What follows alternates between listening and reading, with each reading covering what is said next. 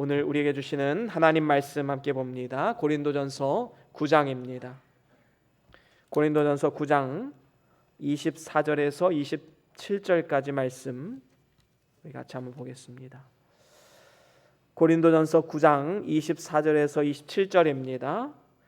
우리 다 같이 한 목소리로 합독합니다. 시작. 운동장에서 다름질하는 자들이 다 달아날지라도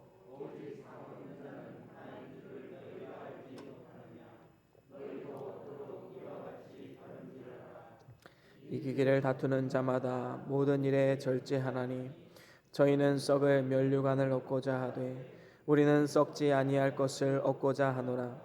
그러므로 내가 다름질하기를 향방 없는 것 같이 아니하고 싸우기를 허공을 치는 것 같이 아니하여 내가 내 몸을 쳐 복종케 내가 남에게 전파한 후에 자기가 도리어 버림이 될까 두려워함이로라. 아멘. 아멘.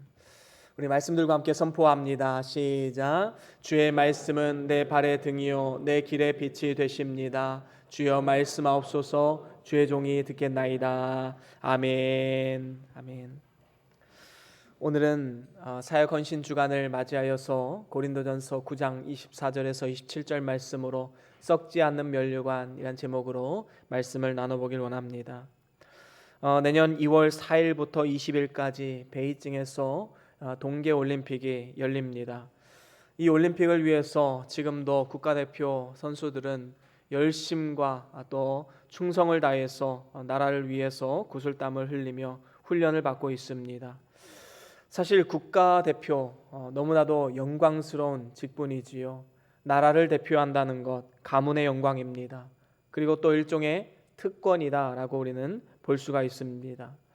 그리고 이것은 자기의 인생을 걸 만한 참으로 가치 있는 일인 것이지요. 그래서 많은 선수들이 이 일에 자신의 인생을 걸고 태극마크를 위해서 항상 그 마음에 새기고 힘든 훈련들을 견뎌내고 있는 것입니다. 이렇게 사람들은 누구나 다 자신이 원하는 일, 자기가 가치 있게 여기는 일은 참으로 자신의 인생을 걸고 열심을 다해 하고 있음을 우리는 볼 수 있습니다. 얼마 전에 대입 수학능력 시험을 끝낸 학생들이 있지요. 지난 3년 동안 얼마나 많은 노력을 기울였습니까? 그 수능을 치르기 위해서 많은 준비를 했습니다. 오늘날 청년들 어떻습니까? 이 취업이 너무나도 힘들다고 말하지요. 이 취업의 문을 통과하기 위해서 사실 많은 노력들을 하고 있음을 보게 됩니다. 또한 어떤 분들은 사업의 성공을 위해서, 어떤 분들은 직장의 승진을 위해서, 어떤 분들은 자녀들의 성공을 위해서 눈물로 기도하며 열심을 다해 노력하고 있음을 우리는 보게 됩니다. 그런데 이렇게 세상에서의 성공을 위해서는 열심히 살아가는데 과연 우리가 영적인 일에서는 어떤 면으로 살아가고 있는가? 우리의 삶을 한번 돌아볼 필요가 있는 것입니다. 우리는 영생을 믿는 사람입니다. 영생은 영원한 삶이지요. 하나님과 함께 영원히 사는 이 삶을 위해서 우리가 살아간다면 과연 이 영생을 위해서 나는 무엇을 하고 있는가? 우리는 한번 생각할 필요가 있습니다. 우리는 심각한 문제의식을 가지고 있어야 합니다. 사실 영적인 일들은 눈에 보이지 않는 것이지요. 또한 손에 잡히지 않는 것입니다. 그렇기 때문에 우리의 삶의 우선순위가 계속해서 밀려나고 또 등한시 여기는 이러한 삶의 모습이 나타나기도 합니다.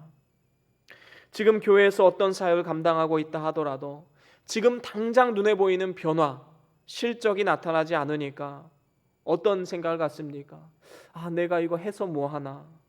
세상살이도 지금 빠듯하고 힘들어 죽겠는데 이거 꼭 해야 되나? 언제까지 해야 되나? 이런 생각 가지신 분들 아마도 있을 것입니다. 또한 사역에 대한 권면을 하면 때로는 어떤 분들은 목사님은 내 사정도 모르시고 너무나도 야속하다.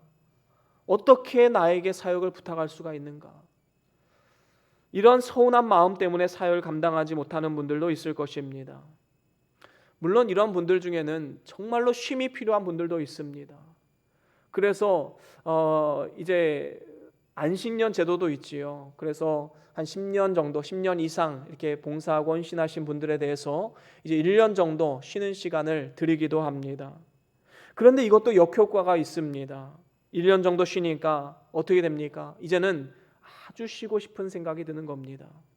서면 앉고 싶고, 앉으면 눕고 싶고, 누우면 자고 싶은 것이 인간의 본성이지요. 잠시 쉬니까 어떻게 됩니까?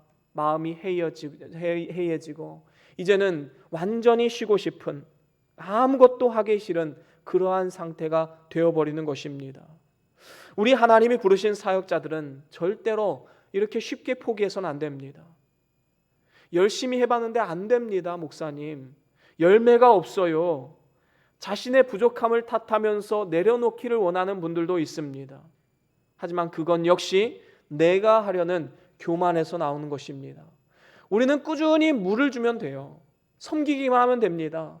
열매 맺고 결과를 내는 것은 하나님이십니다. 결과까지도 우리가 만들어내려고 하고 결과까지도 내가 책임지려 하기 때문에 낙심이 되는 것 아니겠습니까? 하나님 나라의 대표 선수라는 것은 보이지 않는 것을 위해서 힘쓰는 사람들입니다. 지금 당장에 내가 섬기는 그 사람이 변화되지 않는다 할지라도, 내가 가르치는 그 학생들이 변화되지 않는다 할지라도, 지금 당장 놀라운 어떤 변화의 역사가 나타나지 않는다 할지라도 우리는 끝까지 그 길을 걸어가야 합니다. 저는 오늘 사역 헌신주의를 맞이하여서 우리 모든 성도님들에 대한 소망이 있습니다. 그것은 이 시간 우리 모두가 하나님 나라의 대표 선수로서 가정과 교회와 이 사회 가운데 주님 주신 사명을 감당하는 삶입니다. 1인 1사역 이상 주님 맡겨진 사명을 잘 감당함을 통하여서 하나님을 온전하게 영화롭게 하는 이러한 인생의 목적을 달성하는 축복의 삶이 되는 것입니다. 이를 위해서 오늘 하나님께서 우리에게 이렇게 말씀하십니다. 썩지 않은 면류관을 위해서 믿음의 경주를 달리라 라고 말입니다. 우리는 썩을 면류관을 위해서가 아니라 썩지 않는 면류관을 위해서 사명을 감당하는 사람들입니다. 우리가 이 사실을 꼭 기억해야지만 진정한 인생의 성공을 이룰 수가 있습니다. 그렇다면 썩지 않는 면류관을 위해서 우리가 어떠한 자세로 살아가야 하겠습니까? 크게 두 가지로 볼 수 있는데 그 첫 번째로는 자신을 절제하라라는 것입니다. 경주를 뛰는 사람들은 누구나 다 이기기를 원해서 경주를 뛰지요. 그래서 오늘 본문 24절에도 이렇게 말씀합니다. 운동장에서 다름질하는 자들이 다 달아날지라도 오직 상 얻는 자는 하나인 줄을 너희가 알지 못하느냐. 너희도 얻도록 이와 같이 다름질하라. 운동장에서 많은 사람들이 다름박질을 하는데 그 중에서 상 얻는 사람은 일부에 불과합니다. 이러한 상급을 얻도록, 승리하도록 믿음으로 경주를 뛰어라 라고 말씀하고 있는 것이지요. 이를 위해서 선수들은 모든 일에 절제를 합니다. 25절 우리 같이 한번 읽어볼까요? 오늘 본문 25절입니다. 시작. 이기기를 다투는 자마다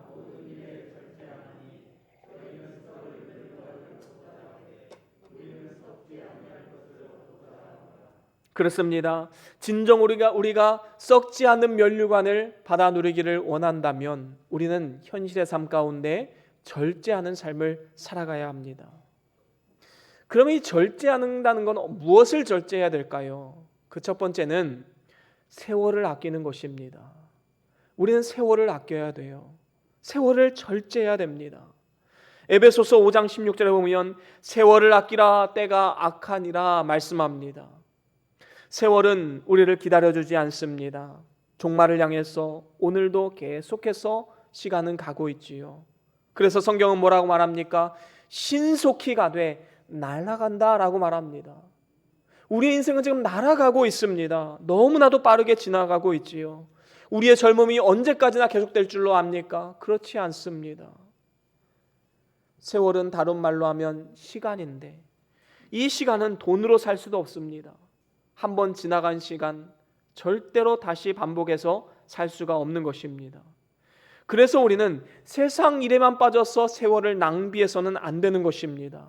세월을 아껴야 되지요. 진정으로 절제 있는 삶, 그것은 세월을 아끼는 삶입니다. 이렇게 세월을 아낀다는 것은 기회를 놓치지 않는 것입니다.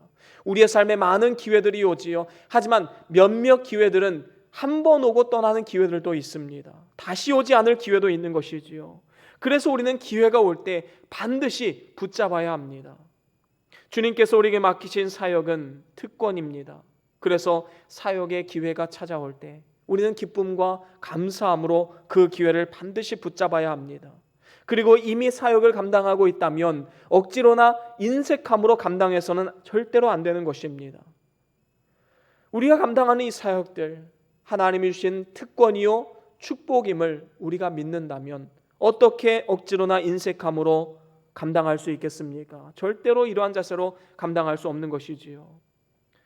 또한 사역을 부탁할 때는 마치 구걸하듯이 성도님 이것 좀 해주십시오,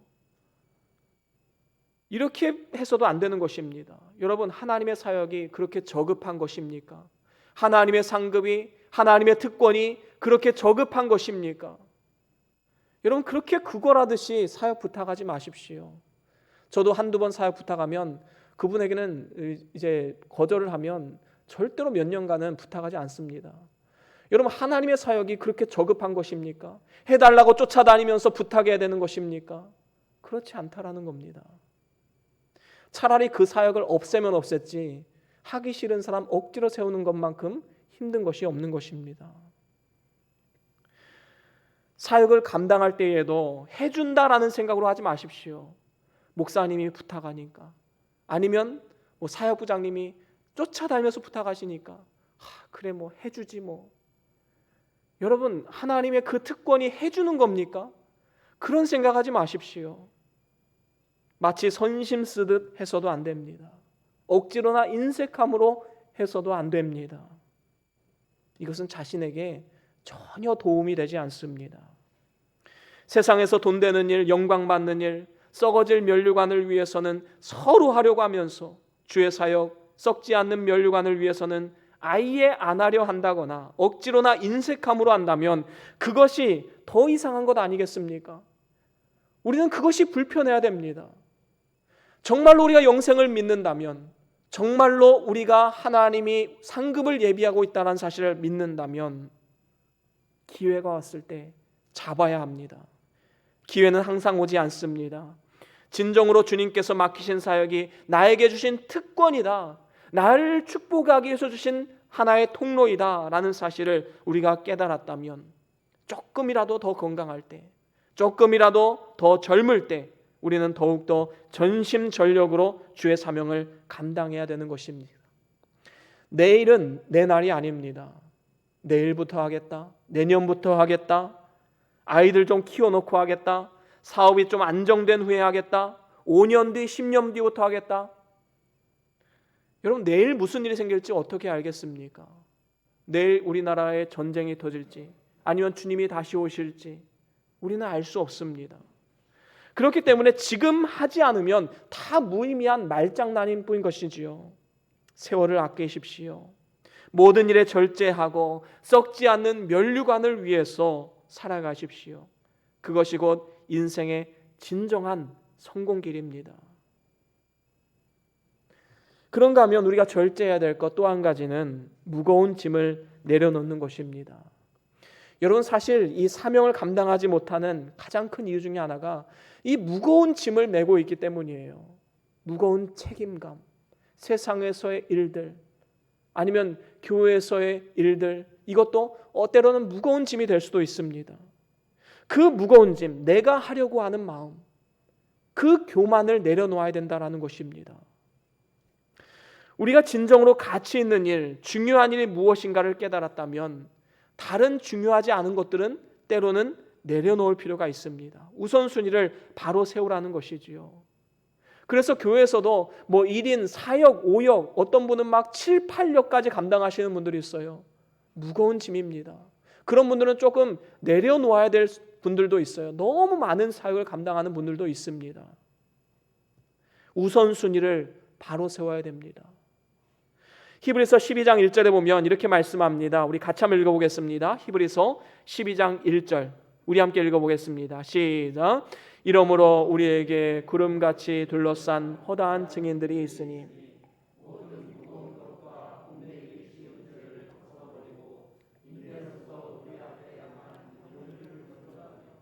그렇습니다. 여기서 무거운 것과 얽매이기 쉬운 죄라는 것은 우리가 믿음의 경주에 있어서 우리의 삶을 방해하는, 우리를 넘어뜨리려고 하는 그러한 것들을 말합니다. 여러분, 그게 무엇인지는 우리가 누구보다도 잘 알고 있어요.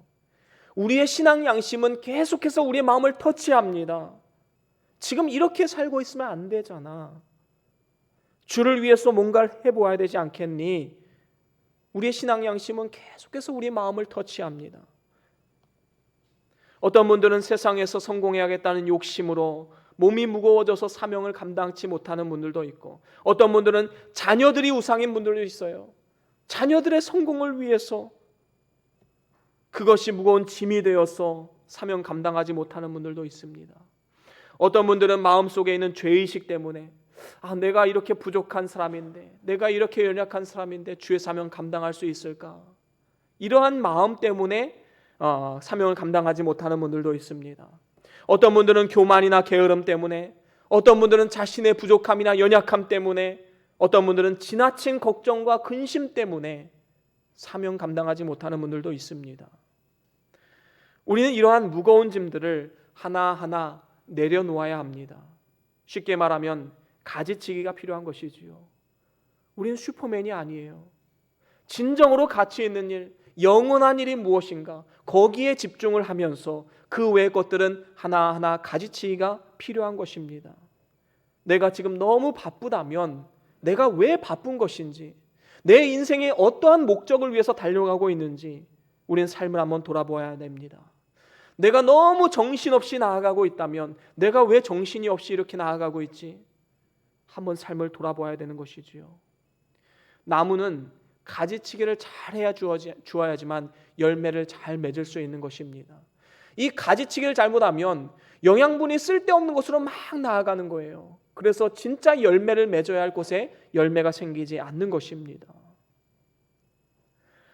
그 일이 정말로 나의 영생의 삶에 필요한 일인지, 중요한 일인지, 내 인생을 걸 만큼 중요한 일인지 우선순위를 잘 살펴보아서 내려놓을 것은 과감하게 내려놓아야 합니다. 이것이 영원히 썩지 않는 면류관을 위해서 나 자신을 절제하는 삶의 자세인 것이지요. 그런가 하면 영원히 썩지 않을 면류관을 위해서 우리가 가져야 할 두 번째 태도, 그것은 바로 확실한 목표의식을 가지는 것입니다. 썩지 않는 면류관을 가지려면 우리는 정확한 목표의식을 가지고 한 걸음 한 걸음 믿음을 가지고 나아가야 됩니다. 때로는 늦어질 수 있어요. 천천히 갈 수 있습니다. 하지만 방향과 목적이 바르게 되면 우리는 반드시 그 목적지에 도달할 것이고 성공적인 인생을 살아갈 수가 있는 것입니다. 반면에 목표가 불분명하면 현실에 의해서 계속해서 흔들립니다.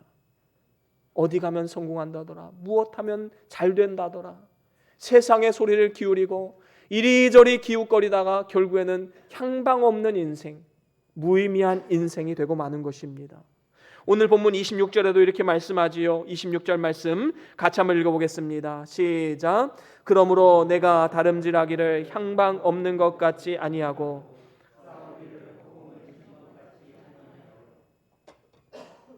아멘. 그렇습니다. 여기서 보면 사도 바울은 이렇게 말합니다. 내가 다름질하기를 향방 없는 것 같지 아니한다. 싸우기를 허공을 치는 것 같지 아니한다. 이것은 무엇입니까? 정확한 목표의식 없이 어떤 사역을 감당하지 않는다라는 것입니다. 여러분, 우리가 믿음의 경주 그리고 하나님의 귀한 사역을 감당하다 보면 반드시 슬럼프가 찾아옵니다. 여러분, 슬럼프가 왜 올까요? 열심히 하려다 보니까 슬럼프가 찾아오는 것입니다. 이게 내 뜻대로 되지 않거든요. 이렇게 영적인 슬럼프가 찾아올 때에 우리는 어떻게 하면 우리 마음을 다잡고 다시금 힘있게 나아갈 수 있을까요? 바로 우리의 영적인 목표의식, 우리 인생의 목표의식을 바로 세우는 것입니다. 열심히 달리기만 하다 보면 목표가 사라져서 잘못된 길로 갈 수가 있어요. 우리가 마라톤 하다 보면 열심히 달리다 보면 잘못된 길로 들어갈 수 있지 않습니까? 정확한 목표, 그 목표를 향해서 달려가지 않으면 우리는 결국에는 잘못된 길로 빠져들어갈 수밖에 없는 것입니다. 다시 원점으로 돌아가야 돼요. 그래서 과연 내가 어디서부터 잘못되었는가? 과연 내 인생의 목적은 무엇인가? 내가 무엇을 위해 살고 무엇을 위해 지금 이 일을 하고 있는가? 그 인생의 목적에 대해서 깊이 묵상해 볼 필요가 있는 것입니다. 만약에 사람의 인정 때문에 아니면 세상에서 복을 받기 위해서 내가 주의 일을 감당하고 있다면 결과에 따라서 흔들릴 수밖에 없지요. 왜 그렇습니까? 결과는 여러 가지 모습으로 나타나기 때문입니다. 누구보다도 열심히 했는데, 누구보다도 주일 열심히 지키고 사명을 잘 감당했는데 그 사역에 대한 열매가 없고 나의 부족함을 탓하며 낙심하게 되고 결국에는 넘어지는 삶. 확실한 목표의식을 갖지 않으면 이렇게 되는 것입니다. 우리는 성공이라는 좋은 결과만을 위해서 사명을 감당하는 사람들이 아닙니다. 성공은 하나님이 주시는 거예요. 그러면 하나님이 주실 수도 있고 주시지 않을 수도 있는 것입니다. 우리는 결과가 목표가 되어서는 안 됩니다. 과정이 목표가 되어야 됩니다. 이 과정 가운데 내가 하나님의 뜻을 어떻게 이루어가고 있는가? 하나님이 원하시는 그 일을 하는 것, 그 과정에 목표를 두어야지 우리는 실망하지 않습니다. 그렇다면 우리가 세워야 할 확실한 목표, 그것은 무엇입니까? 단기적으로는 우리는 구원을 이루는데 목표를 삼아야 됩니다. 우리가 진정으로 정확한 목표의식을 가지고 있다면 구원을 이루는 것, 앞에 PPT 좀 보여주시기 바랍니다. 구원을 이루는 것, 거기에 목표를 삼아야 되는 것입니다. 우리가 주의 사역을 감당하는 모든 것은 결국에 내 구원을 이루기 위함임을 반드시 기억해야 됩니다. 하루하루 이루어가야 되는 그 믿음의 분량, 그리고 우리가 자라나야 할 분량, 그것을 이루어가야 된다는 것이지요. 빌립보서 2장 12절에 보면 이렇게 말씀합니다. 우리 함께 읽어볼까요? 함께 읽어봅니다. 시작. 그러므로 나의 사랑하는 자들아,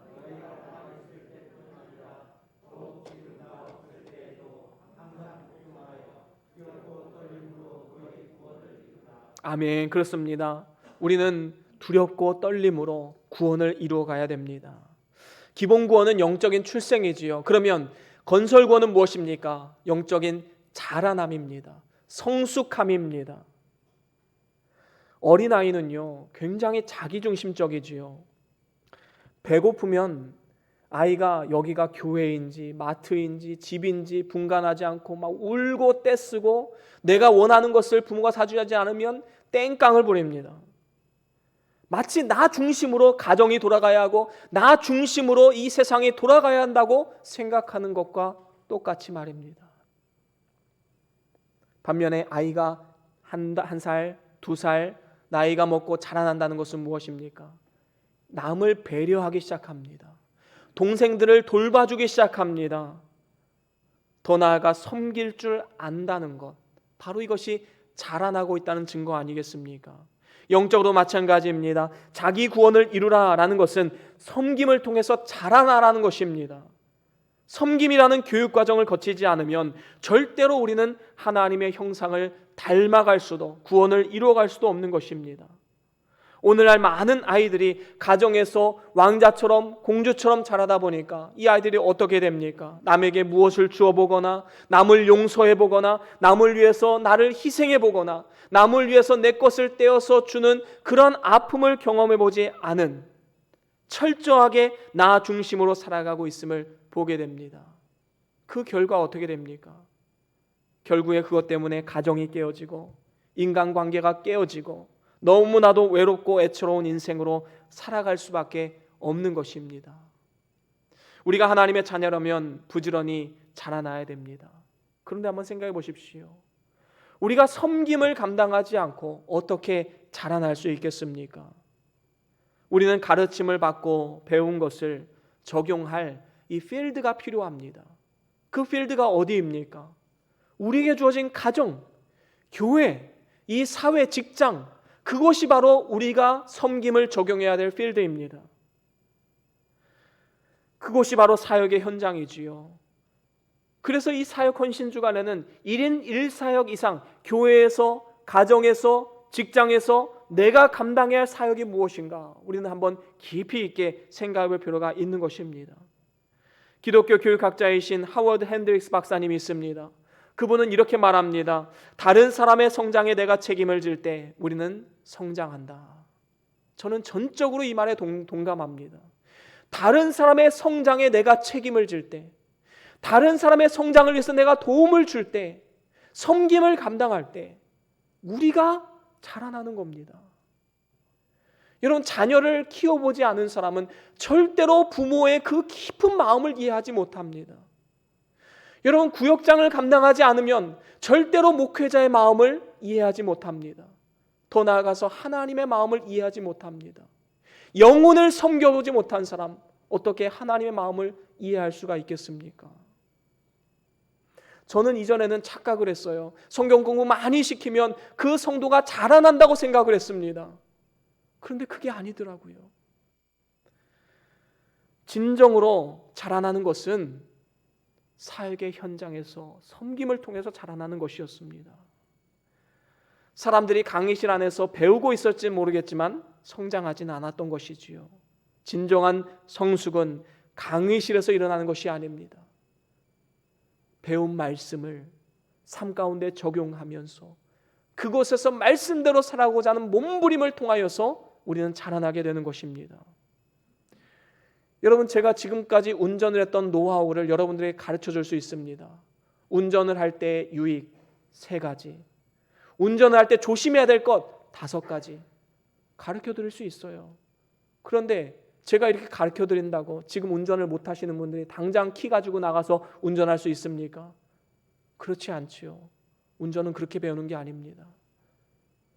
차를 몰고 도로에 나가서 때로 남의 차 긁어보기도 하고, 때로는 뒤에서 남의 차가 내 차를 박는 이러한 일들도 경험하고, 때로는 식은땀 줄줄 흘릴 정도로 이러한 운전의 무서움을 깨달아가면서 한 걸음 한 걸음 나아가면서 운전을 배울 수 있는 것이지요.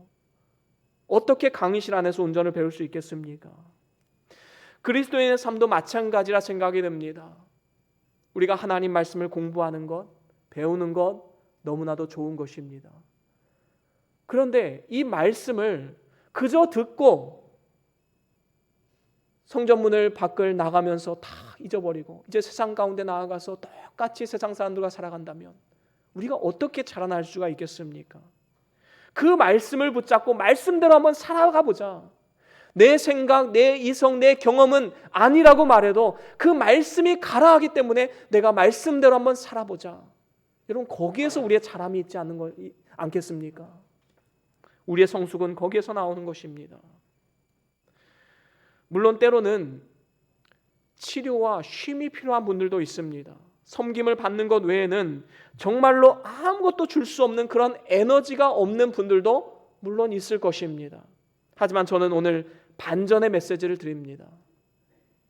정말로 쉼을 얻고 정말로 마음의 안식을 얻고 정말로 회복되기를 원한다면 섬김을 감당하십시오. 움켜쥐고 있는 것보다 나누어 주고 섬김을 받는 것보다 섬김을 감당하는 자리에 있을 때 우리의 인생은 보람되고 가치 있게 되는 것입니다. 이것이 또한 이제 앞으로 성탄절을 맞이하는 우리의 자세가 아닙니까? 예수님은 섬김을 받으러 오신 분이 아니라 섬기기 위해 오셨다 말씀하셨습니다. 우리도 역시 예수님을 닮은 섬김이 있어야 합니다. 확실한 목표를 가지고 있어야지만 진정으로 후회 없는 삶이 될 수가 있는 것이지요. 그렇습니다. 교회 안에는 참 많은 사역의 섬김의 손길들이 필요합니다. 작은 사역, 큰 사역은 없습니다. 어떻게 작은 사역, 큰 사역을 나눌 수 있겠습니까? 하지만 우리의 관점은 언제나 영혼을 섬기고 주님의 몸된 교회를 어떻게 섬길 수 있을까? 이것을 늘 의식하며 살아가야 하는 것입니다. 혹시 사역부장님들이 여러분들에게 전화를 해서 이런 사역에 좀 동참해 보시면 어떻겠습니까? 물어보시면 예, 알겠습니다. 순종하겠습니다. 그냥 그렇게 대답하십시오. 기쁨으로 순종하십시오. 순종하면 하나님께서 은사와 재능을 주시고 우리 자신이 자라나는 놀라운 일들이 일어나게 될 것입니다. 교회에서 청소하는 사역, 절대로 작은 사역이 아닙니다. 구역 봉사하는 사역, 지금은 점심 식사를 못하기 때문에 이 구역 점심 봉사가 이루어지지 않고 있지요. 그런데 앞으로 점심 식사가 시작되면 구역장님이 이번 주 우리 구역인데 우리 같이 점심 준비해 봅시다. 그러면 내가 바쁜 일 있고 내가 건강이 조금 힘들고 내가 세상살이에 너무나도 힘들고 지쳐있다 할지라도 한번 해봅시다. 같이 한번 도와드릴게요. 나와 보십시오. 그러면 우리가 자라납니다. 그 안에서 진정한 영적인 쉼과 행복이 찾아오게 되는 것이지요. 전도 모임이 화요일마다 계속되고 있습니다. 여러분, 시간이 되는데도 나오지 않는다면 그건 직무유기입니다. 한번 나와 보십시오. 전도 사역을 감당해 보십시오. 교사나 구역장, 사역부장으로 섬겨 보십시오. 여러분, 교회를 관리하는 사역, 여기저기서 안내하는 사역, 중보기도하는 사역, 차량 봉사하는 사역, 그 어느 것 하나 작은 사역은 없습니다. 모두가 다 주님을 위한 사역이고 이 모든 일을 통해서 하나님은 영광 받으시는 것입니다. 이렇게 순종하면 하나님께서 은사와 재능을 주십니다. 나는 재능이 없어서 못해요, 은사가 없어서 못해요, 그런 말 하지 마십시오. 저는 은사나 재능이 있어서 지금 설교를 하는 것입니까? 저는 누구보다도 말을 못하는 사람이었어요. 남 앞에 서는 것이 부끄러운 사람이었습니다. 그런데 제가 결단하고 순종하고 믿음으로 나아가니까 하나님이 은사와 재능을 주시더라고요. 저는 말도 논리적으로 할 수 있는 사람이 아니었습니다. 굉장히 비논리적이었고 감정이 앞서는 사람입니다. 그런데 하나님께서 매주 놀라운 은혜를 주세요. 저는 매주마다 하나님의 능력을 경험하는 사람입니다. 제가 이 사역을 감당하지 않았다면 과연 하나님의 은혜를 깨달을 수 있었을까요? 절대로 그럴 수 없었을 것입니다. 사역을 감당해야지만 하나님이 주시는 은혜도 누릴 수가 있는 것입니다. 그리고 결국에는 이것이 나의 구원을 이루어가는 것입니다. 그런가 하면 이제 두 번째 우리의 삶의 목표는 이제 장기적인 목표, 영생을 위한 목표입니다. 하나님 나라의 상급이지요. 정확한 목표의식을 가져야 되는데 그것은 하나님의 그 영광스러운 상급이 목표가 되어야 합니다. 이렇게 자기 구원을 이루어가면 결국에는 하나님께서 우리에게 영원한 상급을 주십니다. 우리는 세상에서 사람들의 인정을 받기 위한 삶이 아니에요. 결국에는 하나님의 인정, 하나님 주신 상급을 위해서 살아가는 사람들입니다. 그래서 오늘 본문 말씀 27절에도 이렇게 말씀하지요. 27절 말씀 함께 읽어보겠습니다. 시작.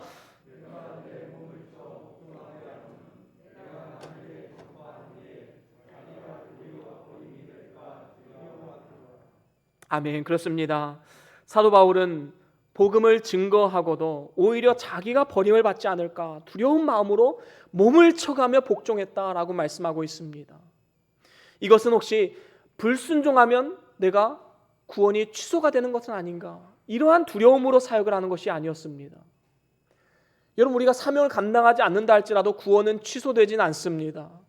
하지만 중요한 것은 무엇입니까? 사도 바울에게는 이 두려움이 있었던 거예요. 내가 하나님 앞에 섰을 때 하나님이 나에게 주시는 상급이 하나도 없다. 거기에 대한 두려움이 있었던 것입니다. 과연 저와 여러분들은 이런 두려움이 있습니까? 성경은 먼저 된 자 나중되고 나중된 자 먼저 될 것이라 말씀합니다. 어떤 분들은 예수님을 느지막이 믿었지만 정말로 열심과 충성을 다해서 죄를 감당하고 이 사회 가운데 빛과 소금의 역할을 잘 감당하시는 분들이 있어요. 이런 분들은 나중되었지만 먼저 된 자로 하나님 앞에 서게 될 것입니다. 반면에 모태신앙으로서 어려서부터 신앙생활을 했지만 그 어떠한 섬김도 감당하지 않고 그저 내 구원 하나 지키는 데 급급했던 삶을 살아가는 삶, 먼저 되었지만 나중된 자 될 수 있다는 겁니다. 상급은 받아도 그만, 받지 않아도 그만, 이런 저급한 것이 아닙니다. 하나님이 주시면 좋은 것이고 안 주시면 어쩔 수 없고, 여러분, 이러한 삶 가운데 어떻게 하나님이 축복을 주실 수 있겠습니까? 만약에 올림픽을 나가는 선수들이 국가를 대표해서 나갔는데 금메달 따도 그만, 안 따도 그만, 대충 한다면 그거는 잘못된 것입니다. 개인에게도 화가 되겠지만 이것은 국가적인 망신입니다. 우리가 지난 동계올림픽 때 경험하지 않았습니까? 스피드 스케이팅 단체전에서 어떻게 합니까? 이거는 세 명이 같이 뛰어서 같이 들어와야 이제 메달권에 들어갈 수 있는 거예요. 근데 한 명이 뒤처지고 있는데도 그 두 명은 그냥 자기 레이스를 펼치는 거예요. 뒤도 돌아보지 않습니다. 내 동료가 어떻게 되든 무엇을 하든 상관없습니다. 여러분, 그 당시에 그들이 메달을 따지 못해서 국민들이 분노하고 개탄해하고 그들을 비난했습니까? 그렇지 않아요. 최선을 다하지 않은 것, 한 몸, 한 뜻이 되어서 함께하지 못한 것, 바로 거기에 대해서 비난의 화살을 돌린 것입니다. 국민들은 분노했던 것이지요. 우리가 하나님의 백성이라면 하나님이 주시는 상급에 대한 관심, 그리고 그것을 목적의식을 가지고 최선을 다해야 합니다.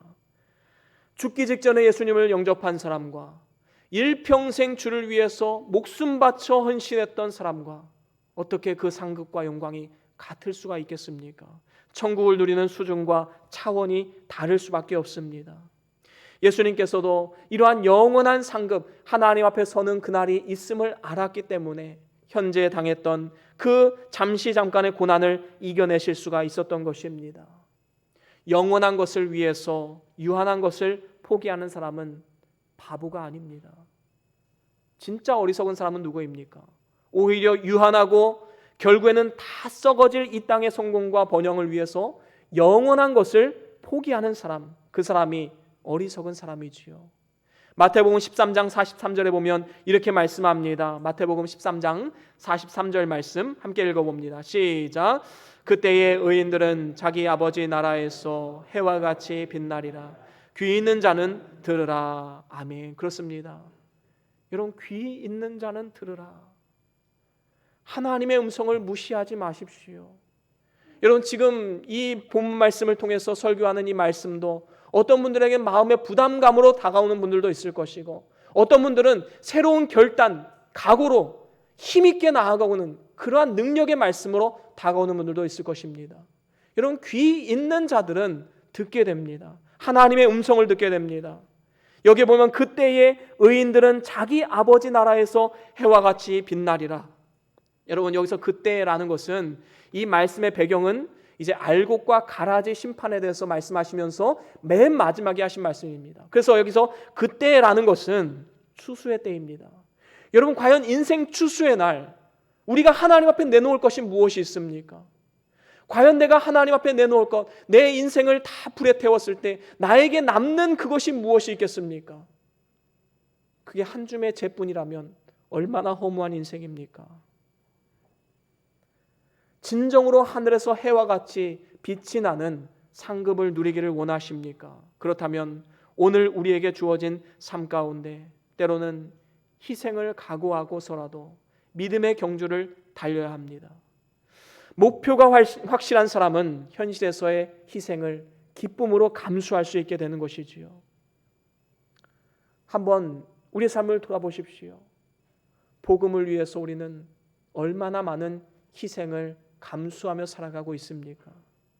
지금 오늘 이 예배를 위해서 여러분들은 무엇을 희생하셨습니까?